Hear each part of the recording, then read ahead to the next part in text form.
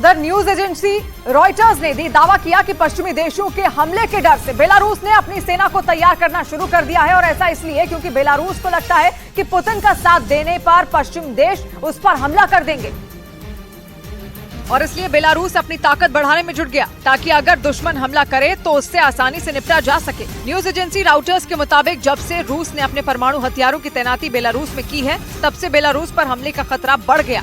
Belarus की सीमा Latvia, Lithuania, Poland और Ukraine से लगती है और ये सभी देश पुतिन से दोस्ती की वजह से बेलारूस के दुश्मन बन गए और बेलारूस को लगता है कि ये सभी देश मिलकर उस पर हमला कर देंगे।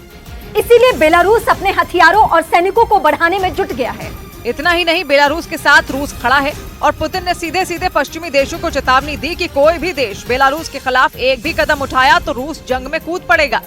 इस बीच पश्चिमी मीडिया ने दावा किया कि सीमा पर वैगनर ग्रुप के बढ़ते खतरे को देखते हुए पोलैंड ने बेलारूस सीमा पर आर्मी तैनात कर दी।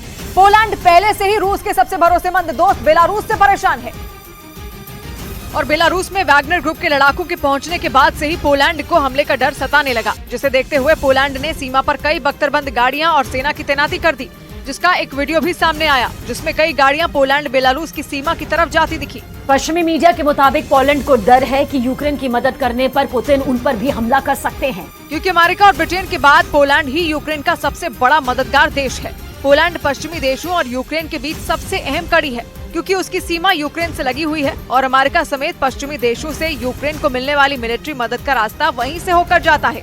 वहीं पश्चिमी मीडिया के मुताबिक रूस और बेलारूस से बढ़ते खतरे के बीच पोलैंड ने अपनी हवाई सीमा को सुरक्षित करने की तैयारी शुरू कर दी। दावा किया गया कि पोलैंड इसी कड़ी में स्वीडन से 2 खतरनाक लड़ाकू विमान खरीदेगा ताकि दुश्मन की ओर से किए गए हमलों को वक्त रहते नाकाम किया जा सके। पश्चिमी मीडिया के मुताबिक पोलैंड ने स्वीडन से 2 साब 340 AEW लड़ाकू विमान खरीदने की तैयारी कर ली। ये आधुनिक एयरक्राफ्ट निगरानी में बेहद कारगर होते हैं। इनमें लगा रेडार 400 किलोमीटर की दूरी पर मौजूद दुश्मन का पता लगा सकता है।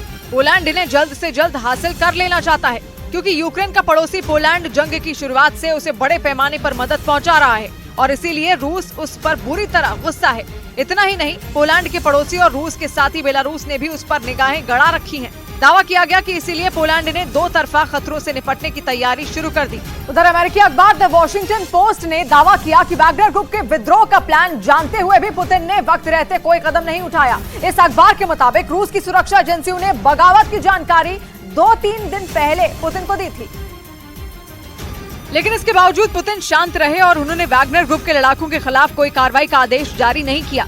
अमेरिकी अखबार ने दावा किया कि पुतिन को डर था कि अगर उन्होंने वैगनर के खिलाफ कोई बड़ा कदम उठाया तो उनकी सेना के कई बड़े अधिकारी भी उनका साथ छोड़ देंगे और ऐसी स्थिति में उनके लिए रूसी सेना को एकजुट रख पाना मुश्किल हो जाएगा।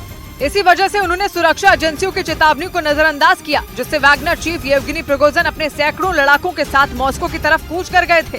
हालांकि बाद में बेलारूस के राष्ट्रपति के दखल के बाद पुतिन और वैगनर ग्रुप में समझौता हो गया था और सभी लड़ाके रूस से लौट गए।